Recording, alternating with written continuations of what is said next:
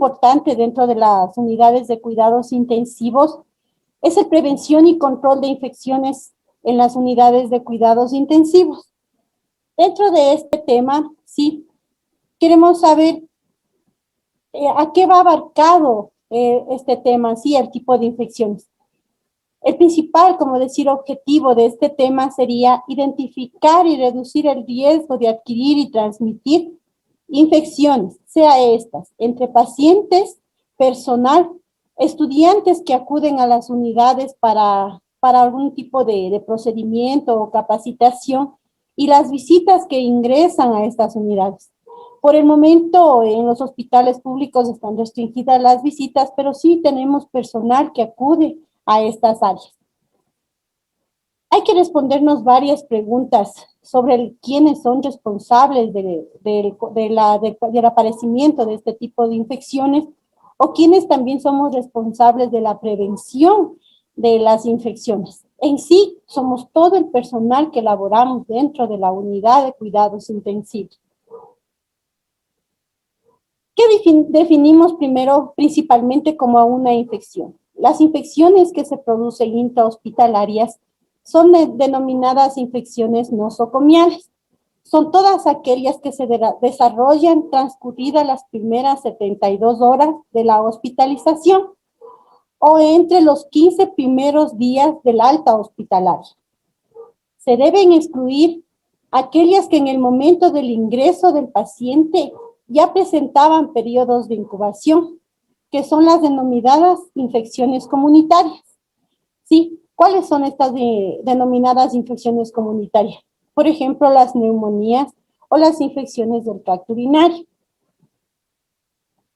¿Qué gérmenes están implicados dentro de lo que es las infecciones nosocomiales? Tenemos en primera instancia las infecciones que son endógenas y las infecciones que son exógenas. Dentro de las infecciones endógenas o primarias, debemos identificar que hay gérmenes, microorganismos potencialmente patógenos, ¿sí? Que son parte de la flora normal del paciente. Habitualmente están presentes en el paciente, ¿sí? Y se identifican como, o sea, son la flora normal en todo tipo de paciente, ¿sí? Las infecciones secundarias son las infecciones que son adquiridas dentro de la unidad de cuidados intensivos, que al momento del ingreso del paciente no estuvieron presentes en ese momento. Las infecciones exógenas, sí, son las infecciones que se producen por gérmenes que los pacientes ya tienen de base. Por ejemplo, un paciente que es diabético, un paciente hipertenso, un paciente insuficiente renal, tiene otro tipo de flora bacteriana, sí, diferente a un paciente sano.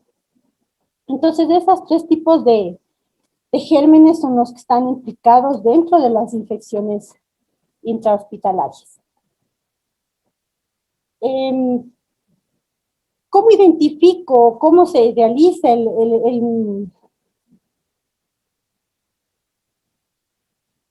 cómo se realiza la transmisión de las infecciones intrahospitalarias? Las infecciones intrahospitalarias se basan, sí, en un medio ambiente. Sí, en el medio ambiente ustedes ven que dentro del hospital se considera un ambiente contaminado, ¿sí? Puede ser estos a veces adquieren enfermedades los pacientes por aire, por alimento, por uso prolongado de antibióticos, incluso por antisépticos que son de mala calidad. El uso de medicamentos como los antibióticos también provocan una prevalencia o una alta incidencia en el aparecimiento de estas infecciones porque baja la flora o mata la flora normal de los pacientes. Los equipos y superficies, los equipos que utilizamos y que por alguna circunstancia se encuentran contaminados con algún tipo de bacteria de otro paciente, ¿sí? Otro tipo de pacientes que contribuye a la que es el aparecimiento de las infecciones intrahospitalarias son pacientes que ya se encuentran infectados o colonizados. Puede ser pacientes que se encuentran en un estricto aislamiento, ¿sí? Por bacterias que pueden ser multiresistentes, ¿sí? Por ejemplo, la KPC. Este tipo de pacientes, si uno no tiene un aislamiento adecuado del paciente y no tiene las medidas de seguridad para la atención, puede provocarse una contaminación al resto de pacientes a los que se está brindando la atención. El personal, si no toma las medidas de lo que son bioseguridad, pueden ser el causante o el portador del germen que va a provocar las infecciones en otro paciente que no la tenía. Vamos a establecer la cadena infecciosa, ¿sí? Dentro de esta cadena infecciosa, lo que yo les quiero tratar de explicar es una vía de transmisión de la infección, ¿sí? Para que se produzca una infección en un paciente, debe haber una puerta de entrada en el huésped. Puede ser un paciente que sea inmunodeprimido, un paciente que está en condición crítica, sí, un paciente que tiene múltiples abordajes puede desarrollar una infección dentro de la unidad. Un huésped susceptible es la persona quien está infectada y que puede infectar al resto de personas. El agente infeccioso o patógeno es la bacteria o el microorganismo que está infectado el huésped.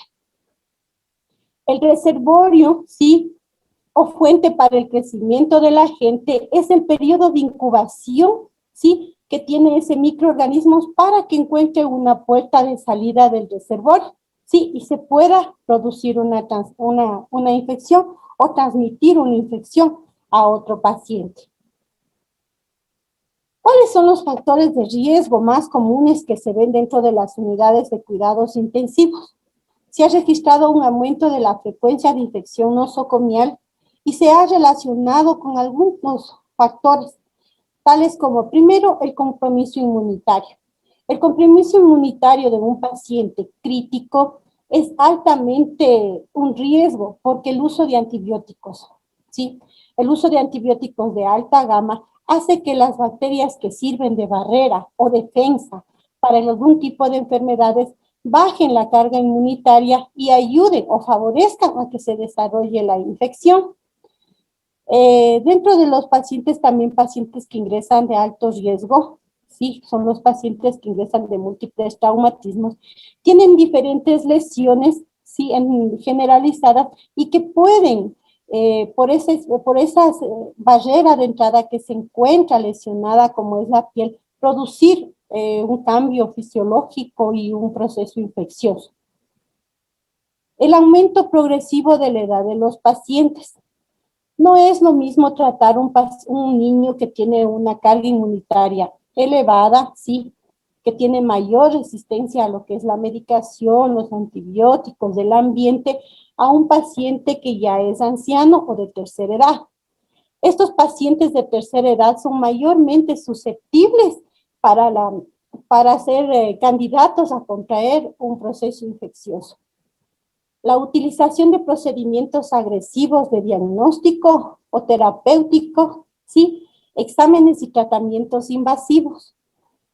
Cuando atendemos un paciente que ingresa a la unidad de cuidados intensivos, es un paciente crítico que va a necesitar de múltiples accesos.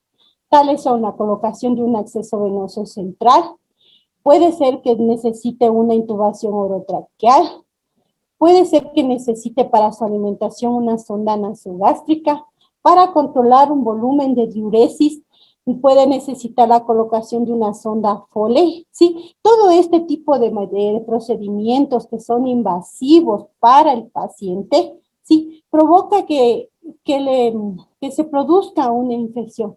Pese a las medidas que se tomen, estándares de colocación de cada dispositivo, tiene un riesgo de sufrir una infección. El uso de terapias inmunosupresoras, sí, o el uso de antibióticos de amplio espectro, también hacen que la flora que ayuda a la flora bacteriana que es propia del organismo, que ayuda a las defensas de otros microorganismos, no pueda tener la misma reactividad ante bacterias que son más agresivas. La relación de procedimientos quirúrgicos completos también son una causa muy frecuente del aparecimiento de de infecciones intrahospitalarias. El uso intenso de antibióticos que promueve la resistencia a los mismos. Lamentablemente en nuestro medio en donde trabajamos siempre estamos observando que la cantidad de antibióticos a veces es muy alta.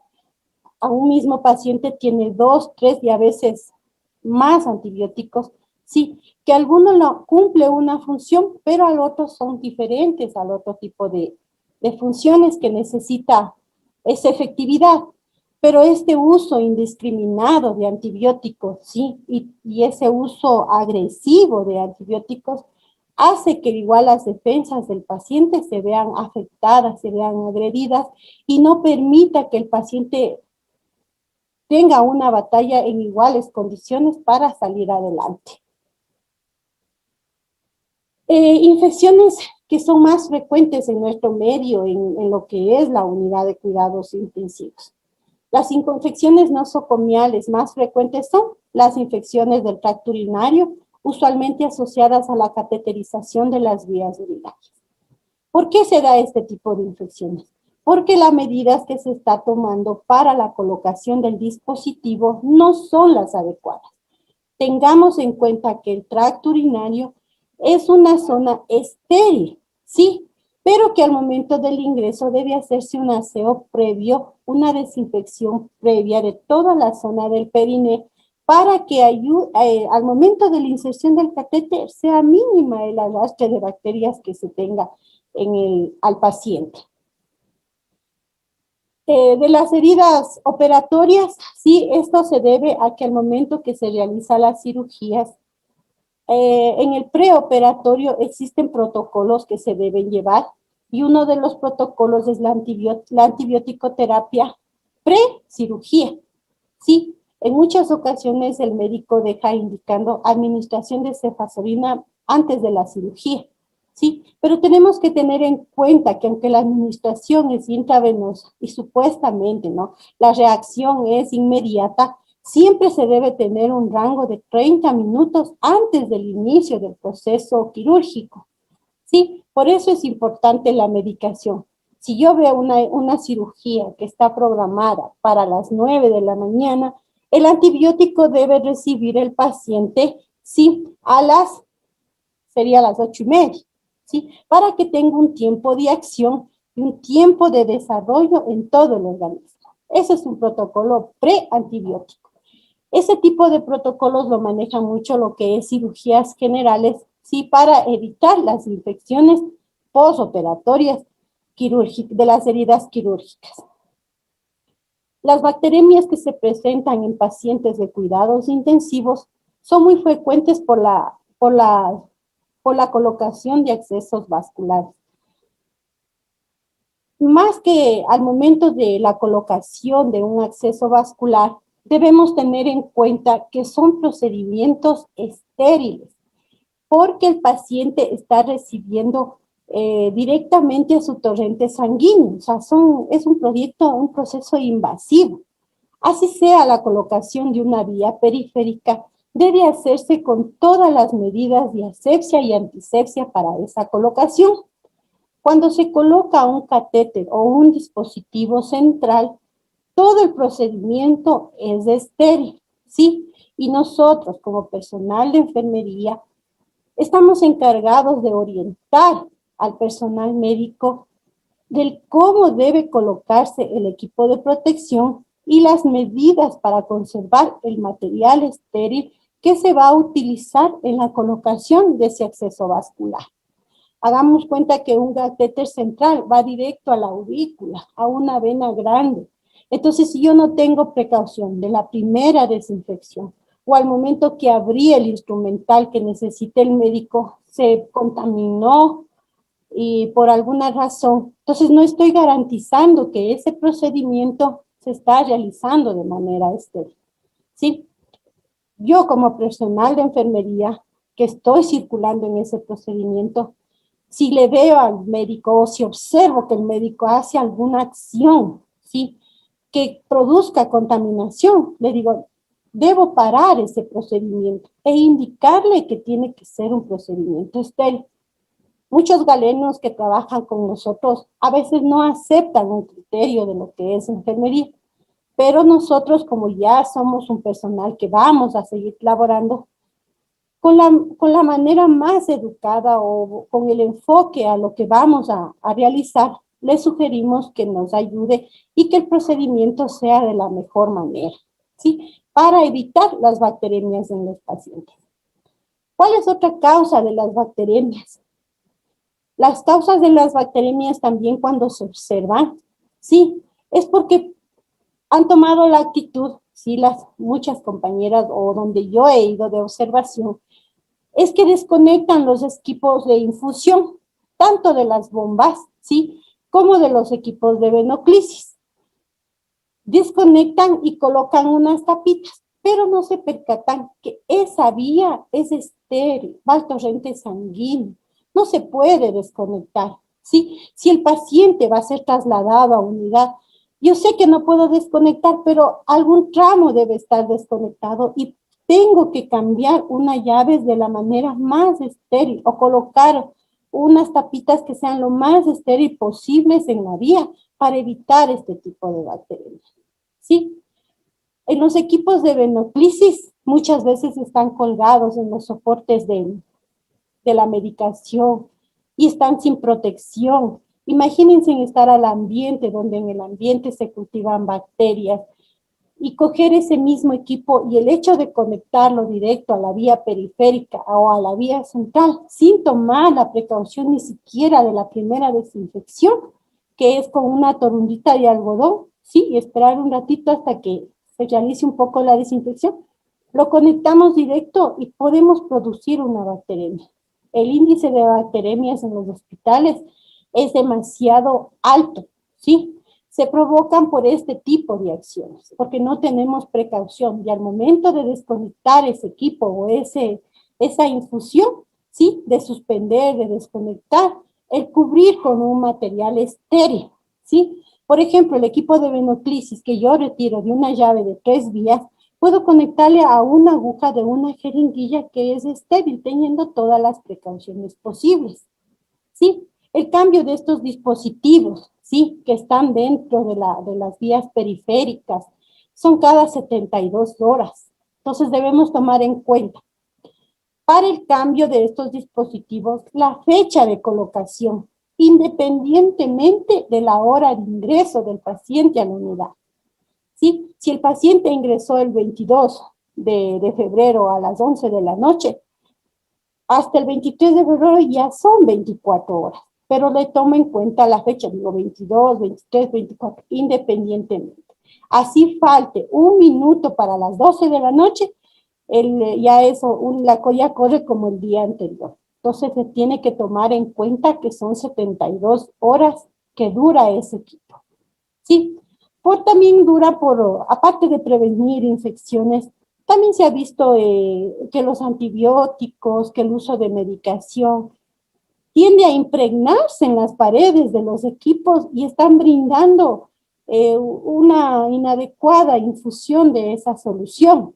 Por ejemplo, cuando utilizamos una solución de insulina, una preparación de insulina, sabemos que la insulina debemos cambiarlo cada 6 horas, pero no porque se inactive en sí, no, sino que la insulina lo que hace es adherirse a las paredes de los componentes del suero y del microgotero y de los equipos.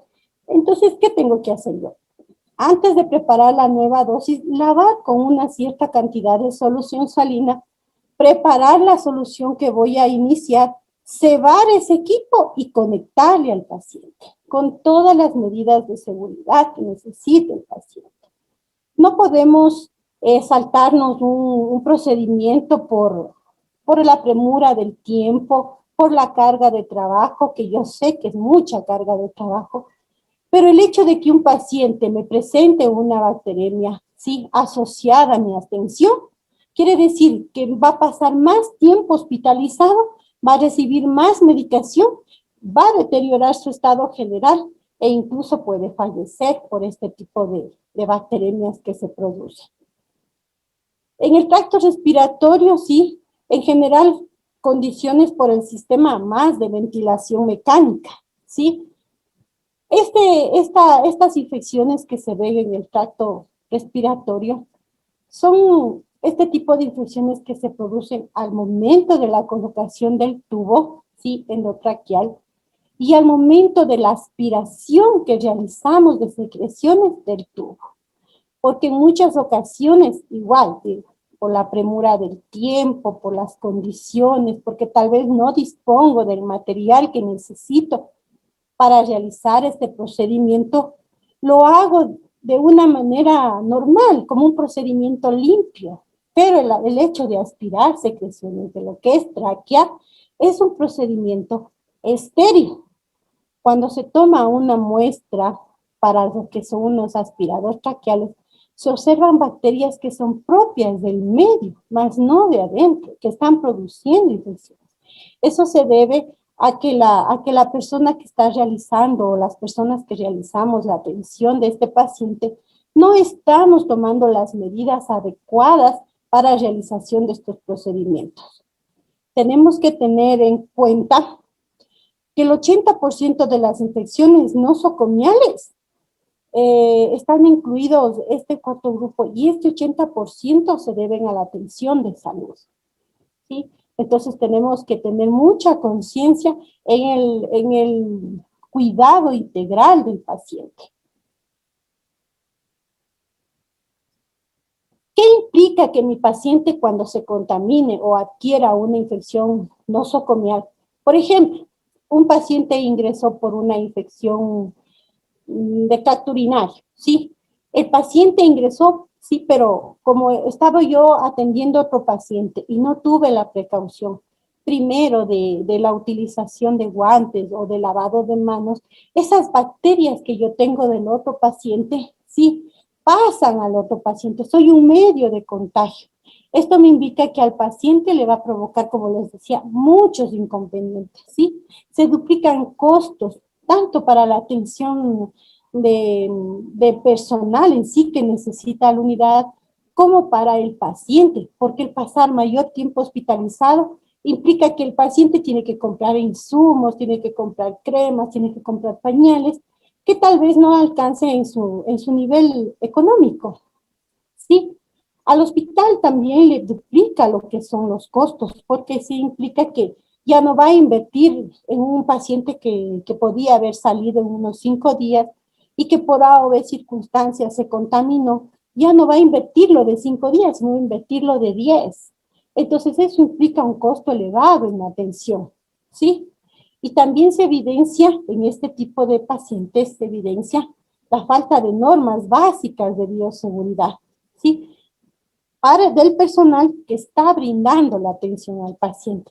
Pero ojo, no solo somos personal de enfermería que estamos trabajando con este tipo de pacientes, es personal auxiliar, es personal médico, es personal que ingresa para estudiantes, ¿sí? Y son familiares. Entonces, todo ese tipo de personal necesita una educación de la forma adecuada, cómo debe manejar a ese paciente.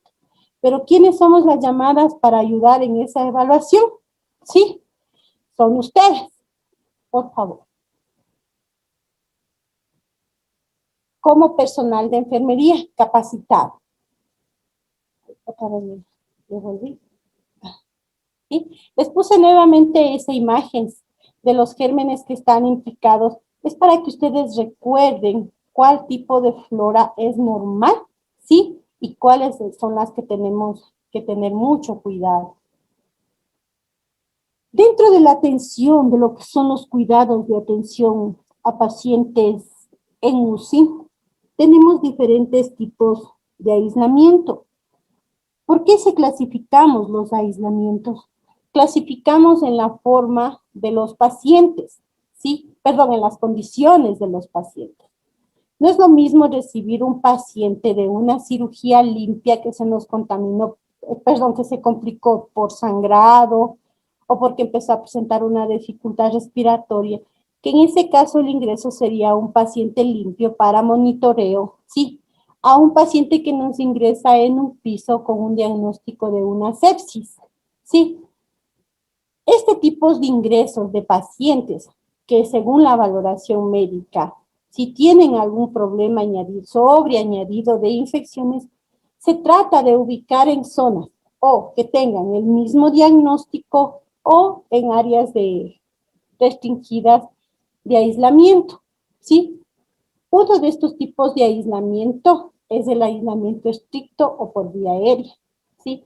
Les puse este tipo de aislamiento, es por la situación actual que estamos pasando. Este tipo de aislamiento nos ayuda mucho al manejo de pacientes de COVID-19, el SARS-CoV-2.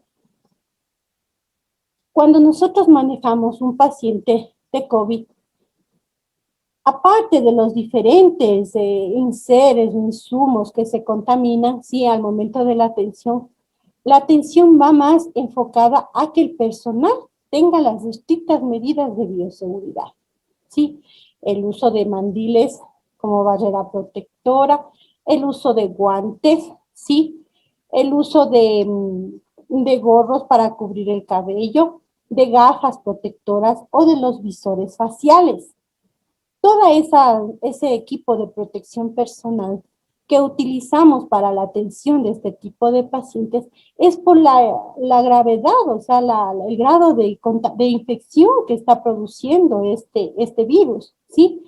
Es tan compleja y tan alarmante a la vez cuando recién inició esta pandemia, muchas de las personas que trabajábamos a veces no teníamos tal vez el miedo o el desconocimiento del cómo reaccionar ante un paciente de COVID, porque era el miedo, el susto, y cómo me voy, y si me llevo, y si me contamino, y ahora qué va a pasar.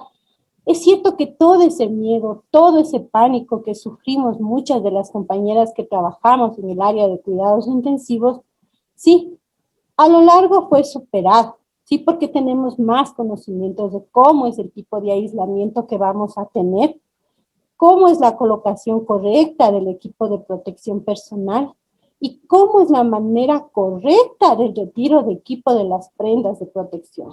Porque hay que garantizar tanto la atención para el paciente como mi seguridad como personal que estoy trabajando en esa área. ¿Sí? El aislamiento protector o inverso. Este tipo de aislamiento lo hacemos más en pacientes que son inmunodeprimidos. Este tipo de aislamiento es para el paciente, no para mí como personal, ¿sí? Este tipo de aislamiento lo hacemos específicamente en pacientes que están recibiendo trasplantes de órganos o en pacientes que están con un sistema inmunitario muy deficiente, como son los pacientes de cáncer. Pueden ser leucemias y todo ese tipo de patologías, en donde su sistema inmunitario no está en toda su capacidad de defensa, ¿sí? Cuando iniciamos una terapia inmunosupresora, ¿sí? En los pacientes, hacemos que el paciente se vuelva como una esponjita, ¿sí? Que al momento que está seca, ¿sí? Mientras más se le cuide seca, la esponjita no va a pasar nada. Pero al momento que el paciente o le mojamos a la esponjita, absorbe toda esa carga viral o toda esa carga bacteriana y el paciente se nos puede contaminar. Entonces, el uso en sí de las prendas de protección que yo voy a utilizar para la atención de ese paciente no está, como decir, indicado porque mi paciente sea un paciente contaminado, sino más por la precaución de que mis bacterias, sí, como personal de salud, le transmita yo al otro paciente. El aislamiento respiratorio o por gotitas, esta transmisión ocurre con partículas mayores a 5 micras, ¿sí? Generalmente se producen al hablar, al toser, al estornudar, y que estas bacterias quedan suspendidos durante unos minutos en el aire, ¿sí? Y que al momento de toser o por la fuerza que presentan, ¿sí? Pueden llegar incluso hasta una superficie de 2 y 3 metros, ¿sí? Entonces, esa precaución es el aislamiento respiratorio. Este tipo de aislamiento se lo hace con mayor frecuencia en pacientes que tengan tuberculosis pulmonar Un paciente que está presentando sarampión, sí, o rubiola. También puede ser por meningitis o por varicela. Tengamos en cuenta que el personal que va a brindar atención a este tipo de pacientes, sí, debe tener la inmunización necesaria para ingresar al paciente. ¿Por qué? Porque, por ejemplo, si yo voy a entrar a una unidad en donde tengo un paciente con sarampión, si a mí de pequeña no me dio o no me vacunaron o no sé si tenga esa inmunidad, sí, al sarampión, puedo contagiarme. Hagámosle cuenta que el sarampión es una enfermedad propia de la infancia, en donde la infancia la barrera inmunitaria es súper elevada y está en condiciones de pelear con las bacterias.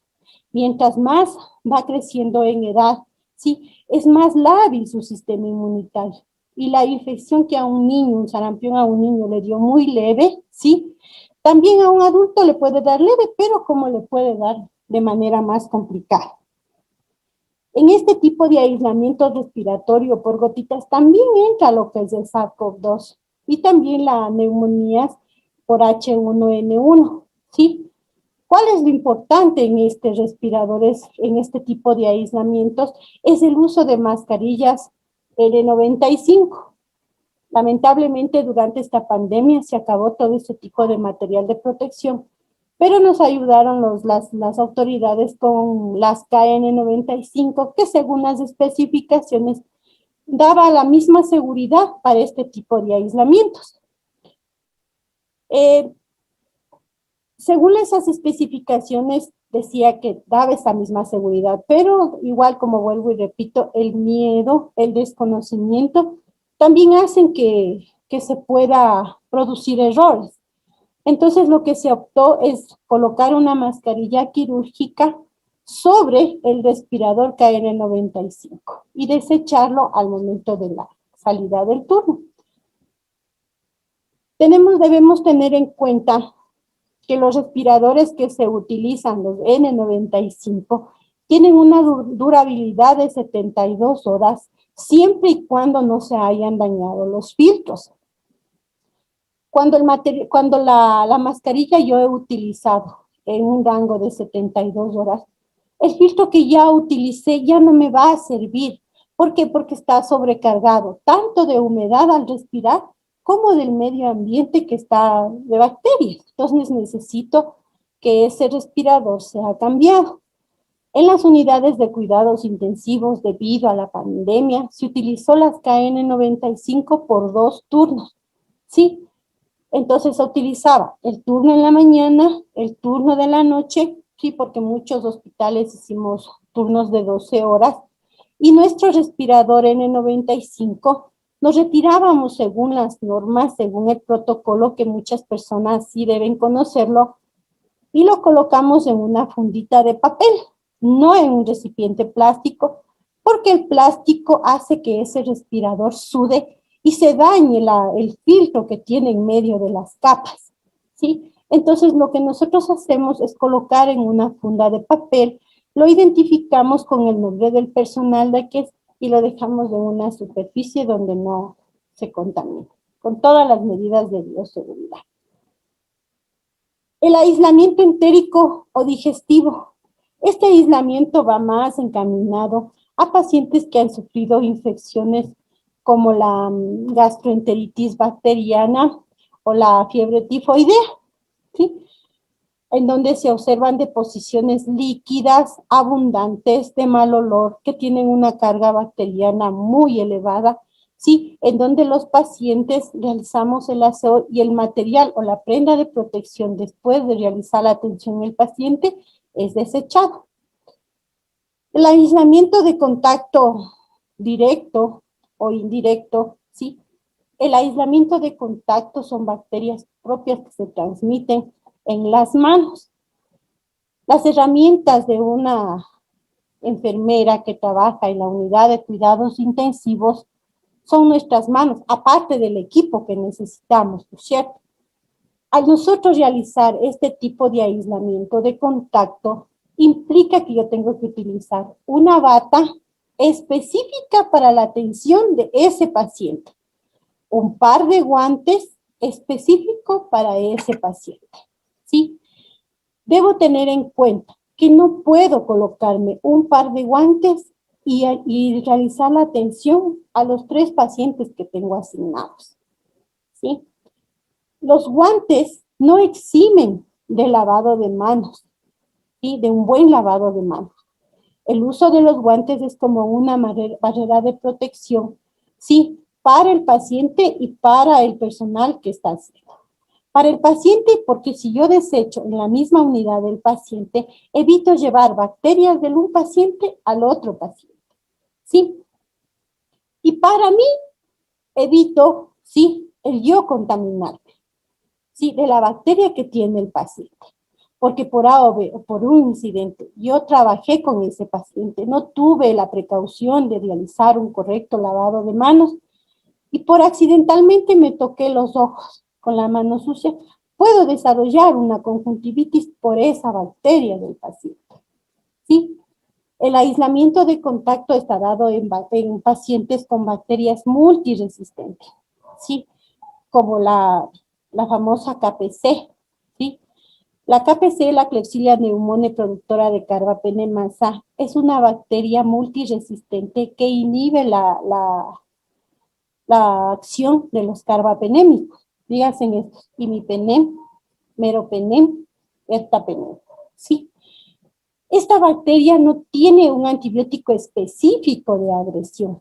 Cuando se utiliza un antibiótico específico, para este tipo de bacterias no la encontramos. En muchas unidades, sí, tenemos el uso del colistin, ¿sí? Pero el colistin en sí no es un antibiótico específico para controlar KPC. Es un antibiótico que me ayuda a que la membrana que recubre a la bacteria de la KPC se debilite y me permita el paso del carbapenémico para que yo le pueda ayudar en la destrucción de esa bacteria. Es un medicamento que se utiliza cada 6 horas, me parece cada 8 horas, junto con el carbapenémico, ¿sí? Pero que esa es la acción. No es que yo tengo colistin y me va a ayudar a matar. No, ayuda a debilitar la membrana que recubre la bacteria y permite el ingreso del carbapenémico, ¿sí?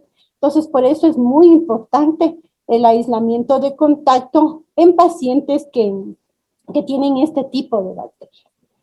En este tipo de pacientes con este tipo de patologías es indispensable un correcto lavado de manos, ¿sí? Para evitar el transmitir a otro paciente la enfermedad. Ese es el cuidado directo, perdón, el aislamiento de contacto, ¿sí? El que es directo, de piel a piel. El aislamiento de contacto indirecto, ¿sí? Es cuando yo tengo una superficie contaminada de dicha o bacteria que está produciendo un paciente, por ejemplo, un estetoscopio, y no tomo la precaución de esa desinfección, y ese mismo estetoscopio ocupo en el otro paciente.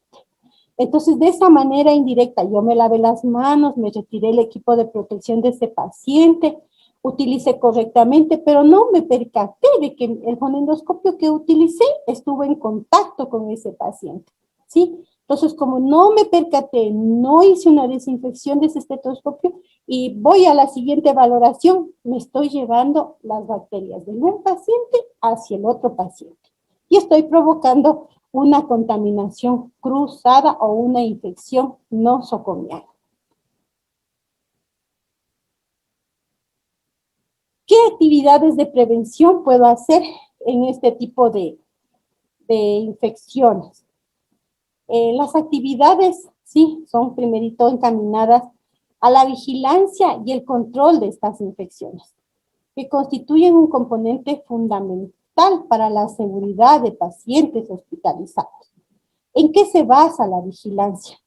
La vigilancia se basa, sí, en ver cuántos pacientes se me contaminan de una bacteria infecciosa, ¿sí? Si, por ejemplo, yo tengo un paciente con una bacteria multiresistente, sí, después de unos 5 días, que dura un periodo de incubación de 5 a 7 días, el próximo paciente está con los mismos síntomas, ¿sí? o al momento de realizar yo los aspirados de control, evidencio ya la bacteria del un paciente en el otro paciente, ¿sí? Entonces eso quiere decir que se produjo una infección cruzada, ¿sí? Por causas desconocidas, pero no sabemos por qué circunstancias se contaminó, pero sabemos por cuáles medios se puede contaminar. Entonces existe un registro en cada unidad de este tipo de infecciones y el control se basa en la educación de la atención al paciente, en las capacitaciones continuas al personal de nuevo ingreso, a los médicos que tienen algún tipo de conocimiento y también al personal de enfermería, ¿sí? Para reforzar ese conocimiento que tenemos sobre lo que son infecciones, ¿sí? Podemos prevenir cualquier tipo de infección a nivel hospitalario, ¿sí? Simplemente con este sistema de vigilancia, ¿sí? Al momento de hacer este sistema de vigilancia, el personal, ¿sí? Que está asignado a la unidad de cuidados intensivos, al momento que ingresa al turno, ¿sí? Debe ser un personal específico designado a la atención de esos pacientes, ¿sí? No puedo como supervisora de enfermería asignar a este tipo de pacientes contaminados, sí, una enfermera, por ejemplo, a dos pacientes contaminados y a un limpio. No puedo, porque eso me implica que yo tengo que coger el paciente limpio y puedo arrastrar esas bacterias al paciente y provocar un daño, ¿cierto? Eh, Debemos promover un adecuado e insustituible el lavado de manos, ¿sí? El lavado de manos dentro de las instituciones públicas a nivel mundial se ha constituido uno de los mejores medios de prevención para todo tipo de infección. Ustedes saben que el lavado de manos tiene 5 momentos, sí, 2 antes, 3 después, pero tiene 11 pasos de lavado de manos, ¿no es cierto? Y que dura de 40 a 60 segundos, ¿sí? Tomando un lavado adecuado, ¿sí? Haciendo un lavado de nuestras manos, podemos prevenir en un 60% el aparecimiento de las infecciones nosocomiales, ¿sí? Dentro de nuestro ambiente hospitalario, pero también es importante, ¿sí? El realizar el lavado de manos antes de la salida de nuestro turno de labores, incluso antes de la salida de nuestro medio hospitalario. De esta manera evitamos llevarnos bacterias que son infecciosas a nuestros hogares, ¿sí? Los uniformes que utilizamos también dentro de la institución nunca deben entrar en contacto con la ropa de casa, ¿sí? El lavado de este tipo de uniformes, por más que una compañera trabaje en un sitio donde aparentemente no, no es contaminado, ¿sí? Su uniforme es como un equipo de protección personal y debe ir separado de la ropa de casa, ¿sí? Usted llega a su casa en una tina muy aparte, deposita su uniforme con detergente o con desinfectante y lo lava aparte del resto de ropa de casa, ¿sí? No podemos hacer esa mezcla porque nadie garantiza que, que no llevemos alguna bacteria en nuestro uniforme a nuestros hogares. Recordemos que un principio de bioseguridad, de universalidad, ¿sí? Es que todo paciente, ¿sí? Independientemente de la patología, es altamente contaminante, ¿no es cierto? Entonces, ese tipo de regla no se debe bancar solamente en la unidad de cuidados intensivos, sino en todo tipo y a todo nivel de atención. El, la detección precoz de las patologías ayudan para iniciación de tratamiento más tempranamente que puede responder a este tipo de infecciones. Sí, y también es muy importante el adoptar políticas del uso de antibióticos, del uso indiscriminado de antibióticos, pero esto más es en las comisiones en donde existe ya personal médico, porque muchas veces se ha visto que para el manejo de infecciones toman medidas demasiado agresivas, no inician con un medicamento que sea de baja, o sea, de baja conocimiento, por ejemplo, una ampicilina, diga usted, sino que se van al médico y de primera elección le dan una cefalosporina. Entonces no, ese es un uso indiscriminado de estos medicamentos que a la larga produce resistencia a los antibióticos, ¿sí? Y el personal que nos quedamos a laborar en los hospitales tenemos menos rango de confiabilidad de los antibióticos, ¿sí? Muchas de las veces también se utilizan antibióticos que no favorecen una pronta recuperación, ¿no? Porque empezamos desde el antibiótico más suave o más inofensivo, pero tenemos que tener en cuenta que tal vez la casa comercial o la marca del medicamento no es la adecuada para que tenga un principio activo bueno. Sí, porque muchas veces he observado que estamos dando, por ejemplo, ceftriaxona de una presentación a un paciente, damos ceftriaxona de presentación a otro paciente, los dos reciben al mismo horario, pero el uno tiene mejor condición que el otro paciente. Entonces, muchas de estas cosas sí influyen en la recuperación de los pacientes. ¿Cómo ayudo yo a formular un protocolo de prevención de infecciones? ¿Sí? Uno como personal de enfermería debe entender, ¿sí? Con qué cantidad de insumos estoy trabajando, ¿sí? Es cierto que en muchas de las unidades existe mucho material para trabajar, pero no por el hecho que tenga la cantidad suficiente de material para trabajar, voy a entrar en el desperdicio, ¿sí? Debo optimizar el equipo que yo tengo, el material que yo tengo para trabajar con ese paciente, ¿sí? Si necesito que ese paciente esté en aislamiento de contacto, coloco una batita, ¿sí? Solo para que se atienda ese paciente y que a las 12 o 24 horas sea cambiada esa bata, ¿sí? No quiere decir que vengan 10 médicos y a los 10 médicos para que puedan entrar les dé una bata. Eso no es optimizar, ¿sí? Si no tengo ese recurso, por ejemplo, muchas veces hace falta el médico que va a entrar a la valoración, tenga doctor. Es cierto que muchas veces nos exigen y nos obligan a darles a los 10 médicos el material de protección para que entren a un paciente, ¿sí? Y si tengo 10 pacientes contaminados, no tengo la disponibilidad de 100, gastar 100 batas en una solo pase de visita. Entonces, de todo eso hay que educarle a las personas que ingresan a las unidades de cuidados intensivos. Debo tratar de a mi personal con el que estoy trabajando, sí, hacer como un estándar de atención a los pacientes durante las 24 horas y los 365 días del año. ¿Qué quiero decir con esto? Que tengo que aprender a trabajar en equipo, ¿sí? Muchas de las veces cuando vamos a una unidad, yo tengo un conocimiento de lo que tengo que realizar, pero de repente viene otra compañera y dice, no, ¿sabes qué? Esto hagamos así. Hay dos criterios diferentes, ¿sí? Hay rivalidad dentro de nuestro trabajo, pero es de sabios aceptar el criterio de la otra persona. Si la otra persona dice, hagámoslo así, usted exponga su punto y lleguen a una mediación para brindar esa atención adecuada al paciente. ¿Sí?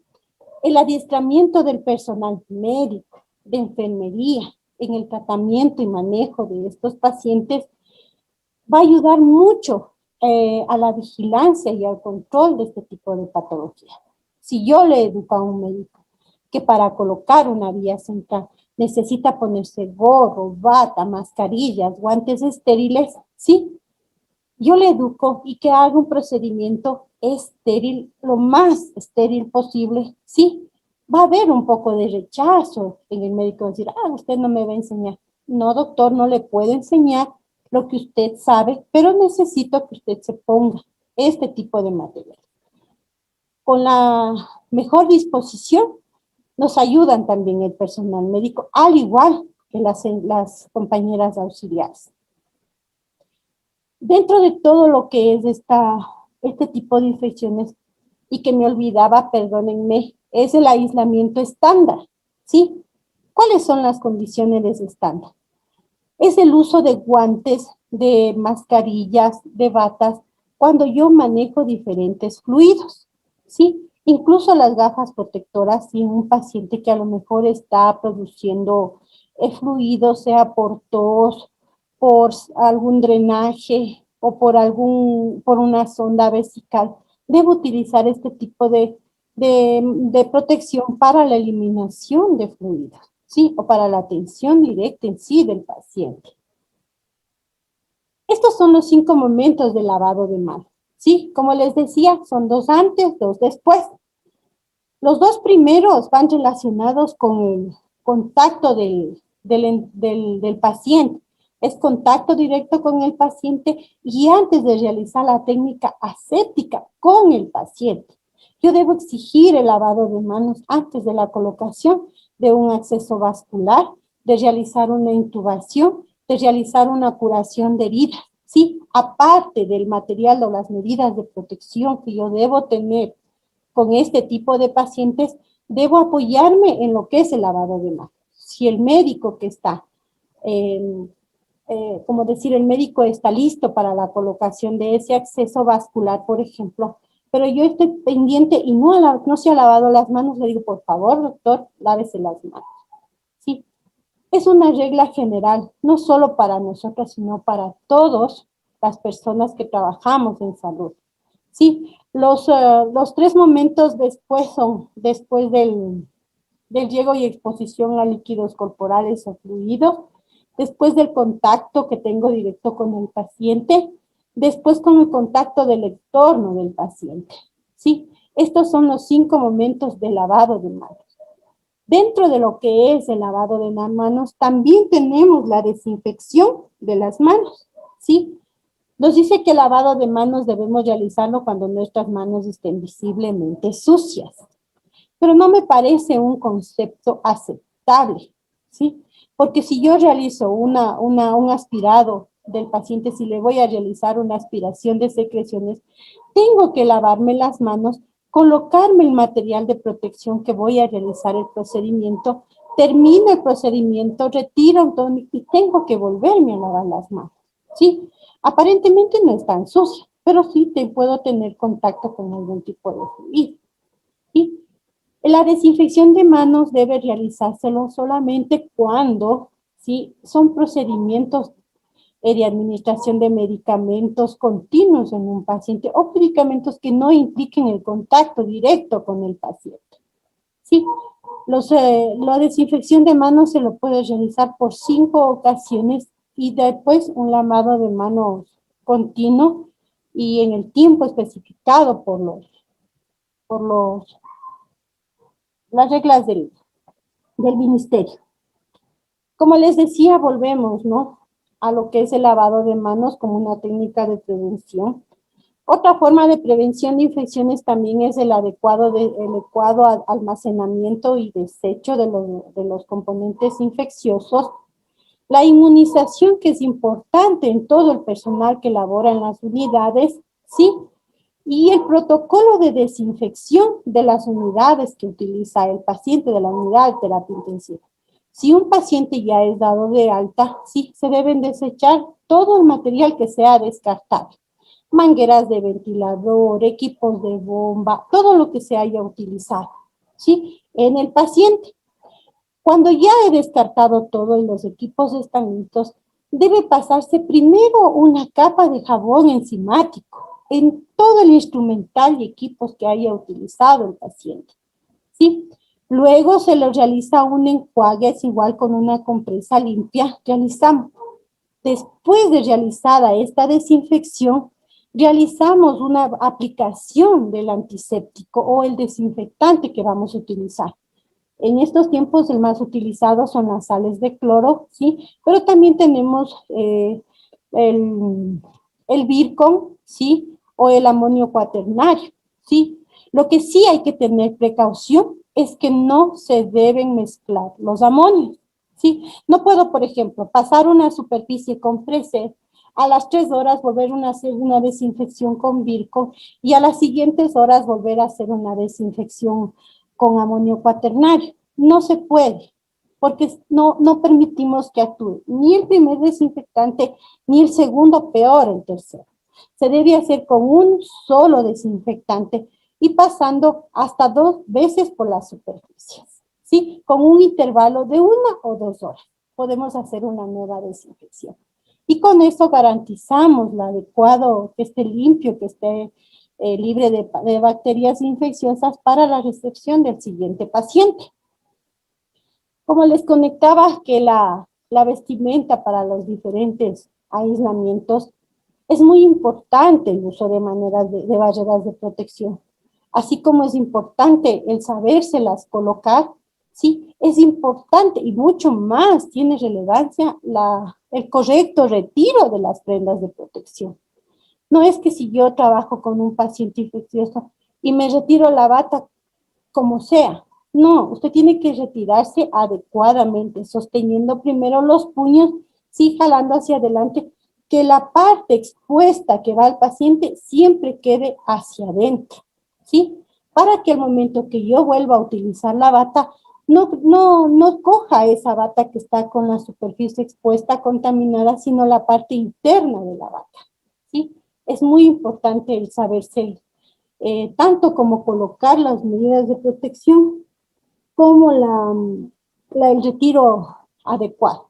Porque si tengo un mal retiro de las prendas de protección, sí, si por ejemplo estoy colocada un equipo de protección personal para un paciente de SARS-CoV-2, sí, y me retiro sin tener precaución de primero retirarme los primeros guantes que estoy brindando la atención, me retiro la mascarilla. Entonces tengo el riesgo de contaminarme de COVID. ¿Por qué? Porque la bata, la gorra, las gafas que estoy utilizando están impregnadas de COVID, ¿no es cierto? Entonces lo que hacemos al quitarnos la mascarilla es respirar y estamos respirando las bacterias que están impregnadas en los distintos materiales de protección. Otra medida de profilaxis para lo que son las prevenciones de infecciones en UCI son la contaminación, perdón, la descontaminación digestiva selectiva. ¿A qué se refiere este tipo de descontaminación? La descontaminación digestiva selectiva, sí, es una estrategia profiláctica cuyo objetivo es reducir la incidencia de infecciones, principalmente de la neumonía asociada a la ventilación mecánica en los pacientes que requieren cuidados intensivos, ¿sí?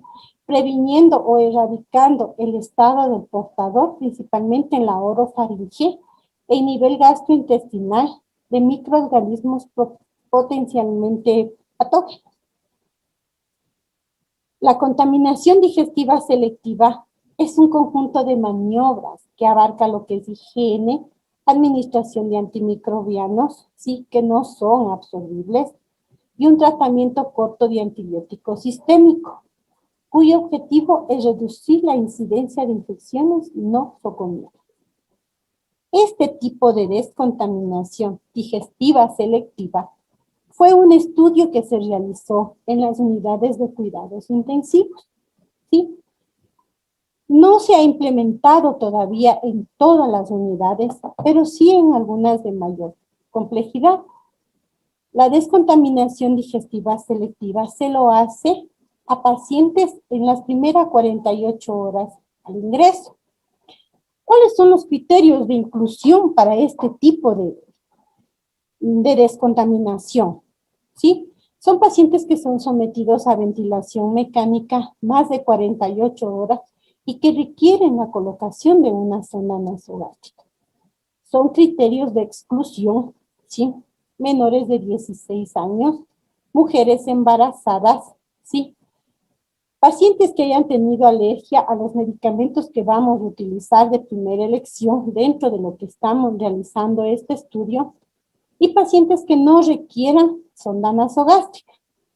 No es criterio de exclusión de este tipo de descontaminación la gravedad de la enfermedad con la que ingresa el paciente La infección, si es que presentara antes del ingreso, ¿sí? Una cirugía abdominal grande, un hilio paralítico o un antibiótico terapia previa. ¿Qué quiero decir con esto? Que el paciente ya viene recibiendo antibióticos, ¿sí? Este tipo de descontaminación, ¿sí? Va aplicados a unos principales puntos. Los principales puntos que conlleva esta descontaminación son los antibióticos parenterales. El antibiótico parenteral de primera elección es la ceftriaxona. Entonces, según este tipo de antibióticos y según la decisión médica, se adopta un protocolo de administración. Los antibióticos tópicos de igual manera, ¿sí? La higiene y la asepsia de cada procedimiento y los cultivos de vigilancia que tenemos durante el periodo de estancia del paciente y que son los cultivos que se toman según el protocolo de cada institución, que deben ser en días en donde no sea un periodo laboral. ¿A qué se basa esta descontaminación digestiva selectiva? ¿Sí? Primero, a erradicar las bacterias que son propias del cuerpo, ¿sí? Son propias del organismo, pero que al momento del ingreso a la unidad de cuidados intensivos se pueden volver patógenas. La higiene de la cavidad oral se lo debe hacer con clorexidina, ¿sí? Tras asegurar una adecuada fijación del tubo endotraqueal, ¿sí? Y comprobar una adecuada insuflación del balón que conlleva ese, o del bajo del tubo endotraqueal. La higiene de la cavidad oral se lo realizará o se lo debe realizar en cada turno, ¿sí? Tratemos de que la higiene oral, ¿sí? Todo lo que es la boca, se lo debe realizar con un cepillo de dientes si el paciente sostiene pasta dental o con un enjuague que contenga clorexidina para evitar la proliferación de bacterias en la mucosa oral. La aplicación de la pasta en la cavidad oral, esta aplicación de esta pasta es una preparación que se lo realiza con gentamicina, colistina y anfotericina al 2% y en cantidades iguales. Es una pasta similar a un gel, ¿sí? Similar a un gel. Se lo realiza y se lo logra colocar con un bajalenguas en la cavidad en la cavidad orofaringea, siempre y cuando no tenga clorexidina, ¿sí? Esta aplicación de esta pasta lo hacemos cada 12 horas, en el turno de la mañana y en el turno de la noche. Esta pasta, así como ustedes ven, son antibióticos y ayudan a prevenir la proliferación de bacterias en la orofaringe, ¿sí? Cuando los pacientes están con una sonda nasogástrica, ¿sí? Se debe colocar una solución para desinfección de una descontaminación digestiva selectiva que se prepara en 100 cc de solución salina. Se coloca 80 miligramos de gentamicina, 100 miligramos de colistina y 500 miligramos de anfotericina. De esta solución preparada en los 100 cc de solución salina, se coloca por la sonda nasogástrica 10 cc directa al estómago. Cuando el paciente está colocado sonda nasogástrica de doble vía o muy larga que va hasta la yeyonostomía, ¿sí? Hasta el yeyuno, ahí tiene dos entradas. Entonces, la una entrada va directo a lo que es el estómago y la otra va al yeyuno. Cuando está con ese tipo de sondas, ¿sí? La administración de esta solución, de esta concentración de solución descontaminante, va directo a lo que es el yeyuno, a la parte yeyunodenal, yeyunodenal, hasta allá. Entonces, ¿qué es este tipo de solución que se prepara? ¿Sí? Es un tipo de medicación que enteramente no es absorbida. Tanto la pasta para la cavidad oral como la solución que va a la sonda enteral no son absorbidas. Es simplemente para que minimice el efecto de las bacterias propias del cuerpo, para que minimice el efecto que yo hago o que produzco al colocar un objeto extraño, por ejemplo, una sonda nasogástrica al paciente, es un cuerpo extraño, va a producir algún tipo de inmunidad y las bacterias que son propias de adentro del estómago van a provocar una infección. Entonces, para evitar esa infección, se coloca esto. Cuando se coloca esta solución de 10 cc de esta preparación, se espera 1 hora, ¿sí? Cerrada la sonda para iniciar la alimentación. ¿Con qué fin se espera? Con el fin de evitar que los componentes de la dieta impidan la acción de estos medicamentos, ¿sí? Una vez que pasó el tiempo transcurrido en donde ya se administró esta solución descontaminante, se puede administrar la dieta, pero teniendo la precaución de un correcto lavado de la sonda nasogástrica. No puede quedar residuos de dieta en ninguna sonda de alimentación enteral. Entonces, la sonda nasogástrica debe permanecer limpia, ¿sí? Y se debe realizar este lavado previo. Estos dos tipos de medicación deben ser preparados individualmente para cada paciente, ¿sí? Y tanto la pasta para la cavidad oral como la solución que se va a administrar al paciente a nivel enteral deben permanecer en refrigeración y su duración de la preparación son 24 horas. No puede exceder ese tiempo porque ya no tiene la misma acción.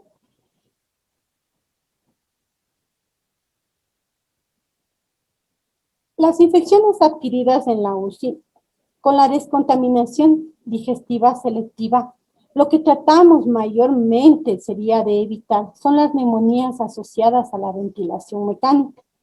La neumonía está reconocida como una de las causas más importantes de la infección adquirida en lo que son cuidados intensivos. Las neumonías asociadas a la ventilación mecánica son producidas ¿por qué? Porque al momento de realizar el aseo del paciente, sí, no nos damos cuenta que el agua o la solución que estamos realizando, el aseo, el paciente tiene en la parte posterior y se puede producir microaspiraciones y conllevar a una neumonía asociada a la ventilación. Cuando realizamos la descontaminación selectiva de la cavidad oral, hacemos con un bajalenguas la colocación de la pasta que les indiqué la preparación por todos los bordes de la boca. Si el paciente presenta traqueostomía, la pasta también va colocada al inicio del estómago y este cambio se lo debe realizar o limpieza, principalmente al inicio con clorexidina, sí, una buena limpieza del estómago, del traqueotomo, y de ahí la colocación de la pasta. Esto evita la proliferación de bacterias a nivel del traqueostomo, ¿sí? Y con eso podemos ayudar a minimizar el aparecimiento de infecciones y asociar una infección también a lo que es la ventilación mecánica. Al momento que un paciente, estamos manejando un paciente en UCI que está entubado, que está conectado a un respirador, existen trastornos de deglución, ¿sí? Existe colonización de la orofaringia y se pueden dar neumonías aspirativas. Los trastornos de deglución son provocados tanto por el uso de medicación que pueden ser sedantes, relajantes, analgésicos, disminuyen el nivel de conciencia, impiden el reflejo de deglución, ¿sí? Enfermedades esofágicas, podría haber una estrechez de esófago, en donde son necesarias las colocaciones de las sondas nasogástricas o las orogástricas, ¿sí? En un paciente igual que ha sufrido un accidente cerebrovascular, también hay dificultad del tono de deglución, incluso el paciente puede llegar a aspirar, incluso estando despierto, un paciente que haya sufrido un ACV, que está despierto, que tiene el deterioro de su lado complicado, pero tiene dificultad en la deglución. Entonces hay que tener mucha precaución para evitar estos trastornos. La colonización de la orofaringe, sí, se da por la edad, por la mal conservación sería de las piezas dentarias, sí, la desnutrición que existe mucho en otros pacientes los malos hábitos como son el uso de tabaco, de alcohol, ¿sí? Como les decía, una mala higiene dental, ¿sí? Y el uso también de antibióticos. ¿Por qué? Porque si el paciente, por ejemplo, pasa de una enfermedad eh, que está sufriendo dentro de su entorno familiar, recibió ya un tipo de antibióticos, el antibiótico, por más simple o por de primera elección que sea, siempre va a bajar la flora bacteriana propia del cuerpo, sí, y hace que ingresen otro tipo de bacterias agresivas que pueden producir infecciones. Como les decía y recalco nuevamente, el riesgo de aparecimiento de lo que son las infecciones en UCI y de las infecciones asociadas a la ventilación mecánica son primero los portadores de sondas nasogástricas para que exista una colonización en la orofaringe, un paciente intubado orotraquealmente o un paciente que se realiza una traqueotomía. Si el paciente está entubado, ¿sí? O el paciente presenta una traqueostomía, la técnica de aspiración de secreciones es de manera estéril, ¿sí? Al momento de realizar esa técnica estéril, yo trato, ¿sí? No logro, sino trato de minimizar, ¿sí? Las complicaciones que puede tener ese paciente si yo no hago un procedimiento de la manera adecuada. Si, por ejemplo, en el paciente que está con una sonda nasogástrica, le doy la dieta, no tomo la precaución del lavado correcto de la sonda, le dejo con residuos de comida. Esos residuos va a provocar una proliferación de bacterias que va a concluir en una complicación del paciente, ¿sí? Y de igual manera, si por ejemplo un paciente está entubado, al momento de realizar la aspiración de secreciones, ¿sí? Estoy con un circuito que no dispongo, un circuito cerrado de aspiración, que sería lo óptimo, me toca aspirar de manera abierta, tengo que hacerlo con las medidas de precaución que se llevan, al igual que un paciente que está con una traqueostomía. El paciente que está con una traqueostomía es un paciente que tiene una herida expuesta, ¿sí? Al ambiente y que por ahí pueden ingresar las bacterias y provocar un daño. Otras complicaciones que se dan en el paciente al momento del ingreso, ¿sí? Son las infecciones relacionadas, como les decía, a la colocación de los catéteres urinarios. Dentro de lo que son los catéteres urinarios, sí, la técnica, sí, cuando no se realiza la colocación de una manera adecuada, produce una infección al paciente. Con todas las complicaciones que conlleva, sí, hay que tener precaución y de valorar cómo está colocándose esa sonda vesical.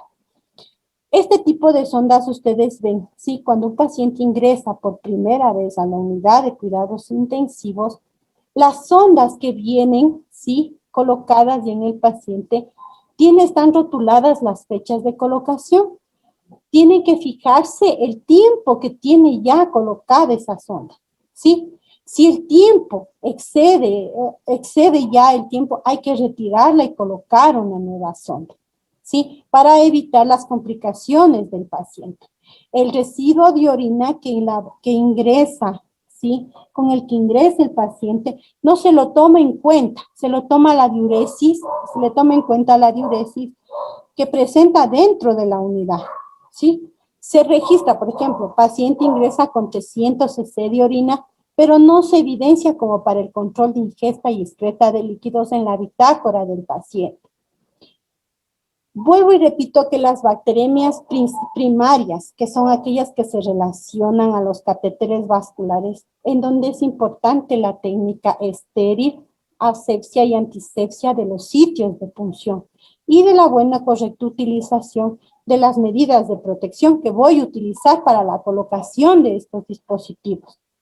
Sí, las bacteremias secundarias se deben, por ejemplo, a pacientes que por la condición, por su medicación que han recibido, por su patología sobreañadida, presentan otro tipo de infecciones, ¿sí? Esas son las infecciones, las bacteremias secundarias, ¿sí? Por ejemplo, un paciente diabético que ingresa con una glicemia elevada, necesito colocar una sonda Foley, ustedes saben que el azúcar se elimina por la orina, entonces esos residuos de azúcar que quedan en el trayecto de la salida de la orina, ahí en ese trayecto existe colonización de bacterias que van a producir una infección al paciente. Pero en este caso no sería por la colocación del dispositivo, sino porque ya tiene esa infección propia el paciente por su patología que está presentando. Los fundamentos en sí de las patologías, tenemos que el uso de antimicrobianos, ¿sí?, que son enterales, no son absorbibles. Debemos tener en cuenta estos fundamentos en lo que es la colocación de la descontaminación digestiva selectiva. Que los antimicrobianos que utilizamos enteralmente no son absorbibles, ¿sí? La gentamicina, la anfotericina y el colistin no son absorbibles. Y lo que va a provocar es una disminución, no del 100%, sino una disminución de la flora que puede causar esa enfermedad. Estos antibióticos se eliminan en las deposiciones del paciente, pueden presentar deposiciones diarreicas, sí, por 2 o 3 ocasiones, y que hay que controlar y hay que estar variables para ver las características de esas deposiciones, ¿sí? Cuando esas deposiciones son más de las que esperamos, ¿sí?, para la eliminación de estos medicamentos, sí, se debe comunicar al médico para hacer un cultivo de estas heces y ver qué bacteria puede estarnos provocando. Los antimicrobianos intravenosos administramos en UCI son de gran importancia dentro de los primeros días de ingreso a la unidad de cuidados intensivos. La primera elección que en la mayoría de estudios que se hizo de la descontaminación digestiva selectiva se lo hizo con la ceftriaxona 2 gramos cada 24 horas, ¿sí?, dentro de las 72 horas que ingresó el paciente. Sí, de esta manera logramos bajar la flora infecciosa y se pudo tener una mejor tolerancia a los antibióticos de mayor elección. Las medidas higiénicas para prevenir la colonización, ¿sí?, de los medios en donde vamos a trabajar, van enfocadas a prevenir las infecciones cruzadas entre los enfermos y el medio ambiente del enfermo, ¿sí? Estas medidas higiénicas, como son el baño del paciente, el cuidado del paciente, de los accesos del paciente y el aseo de la cavidad oral, tiende a ser de mejor eficiencia si se trabaja en equipo, ¿sí? Cuando yo estoy brindando una atención al paciente, sí, empiezo cefalocaudal, ¿sí? Termino con un lavado de manos específico y la ropa que voy a utilizar del paciente debe ser para el paciente limpia, traído ese momento.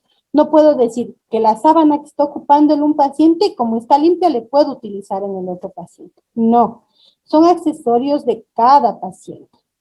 El uso de guantes no exime del lavado de manos, ¿sí? No porque tengo guantes para trabajar con los 2 pacientes, no me lavo las manos en todo el turno, ¿no es cierto? No debe así, debemos tener en cuenta siempre los 5 momentos de lavado de manos. Y también es importante las limpiezas de las unidades que se ocupen, de la cama, del respirador, del ventilador, del monitor, de la manera que ya les indiqué. Las tomas de muestra de la orofaringe y recto se los hace, sí, según protocolo de cada institución. Por lo general se les hace en un día que no sea laborable, ¿sí? Un día, por ejemplo, puede ser un sábado o un domingo, en donde se toman las muestras de manera estéril, ¿sí? Tanto de la orofaringe unisopado como del recto unisepado y de las muestras del aspirador traqueal. ¿Para qué hacemos esto? Para verificar qué bacterias están colonizando mi paciente y brindar una atención óptima a mi paciente.